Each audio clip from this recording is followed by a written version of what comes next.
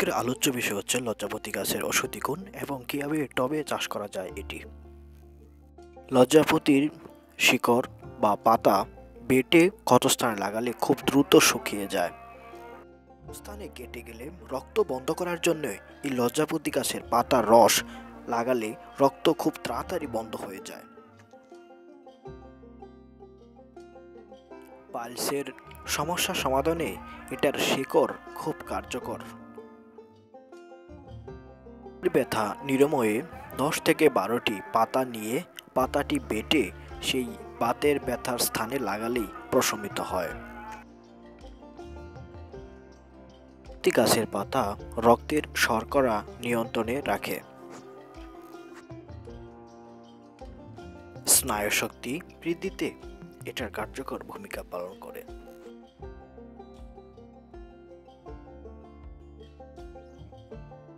মহিলাদের প্রজনন স্বাস্থ্যের জন্য এটি খুবই কার্যকর। এটির পাতা এবং শিকড় খুবই কার্যকর ঔষধ হিসেবে ব্যবহৃত হয়ে আসছে।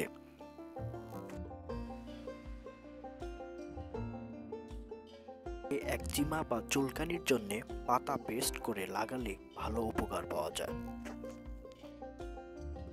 পাতা এবং মূল কিভাবে খাবেন সেটার নিয়ম। 10 থেকে 12টি তাজা লজ্জাপতি পাতা পানিতে সিদ্ধ করুন বা পাতাগুলো পেস্ট করে সরাসরি ক্ষতস্থানে প্রয়োগ করুন। 5 থেকে 6টি পাতা নিয়ে সিদ্ধ করে চায়ের মতো খেতে পারেন। শিকড় গুঁড়া করে তিল বা নারকেল তেলের সঙ্গে মিশিয়ে ব্যথার স্থানে সেই তেল মালিশ করলে কার্যকর হয়। লজ্জাপতির চারা টবে কিভাবে চাষ করা যায় সেই বিষয় নিয়ে এখন বলবো। প্রথমে বীজ সংরক্ষণ। বীজ সংরক্ষণের জন্য লজ্জাপতি গাছের শুকনা ফল থেকে বীজ সংরক্ষণ করা যায় এবং কি বাজারেও এই বীজ পাওয়া যায়। টব নির্বাচনের জন্য সবচেয়ে বেশি গুরুত্বপূর্ণ সেটা হচ্ছে 8 থেকে 10 ইঞ্চি গভীর টব নির্বাচন করতে হবে। মাটি প্রস্তুতের জন্য যে বিষয়টি আপনাদের খেয়াল রাখতে হবে, 50% দোআঁশ ও 30% জৈব ও গোবর সার এবং 20% বালি মিশিয়ে নিতে হবে।